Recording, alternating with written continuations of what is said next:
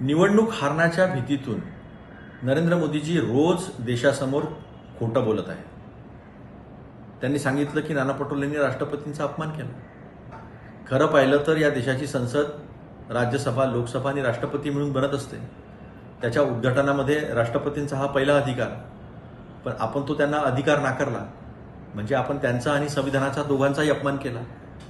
त्याचप्रमाणे हिंदू धर्मशास्त्राप्रमाणे प्राणप्रतिष्ठा करण्याचा अधिकार हा शंकराचार्यांचा आहे, पण आपण त्यांनाही तो अधिकार नाकारला आणि त्यांनी तशी ती भावना बोलून दाखवली. शास्त्राच्या जाणकार लोकांनी ते बोलून दाखवलं. तर खऱ्या अर्थानं शंकराचार्य असतील, संविधान असतील आणि राष्ट्रपती यांचा अपमान आपण केला आहे.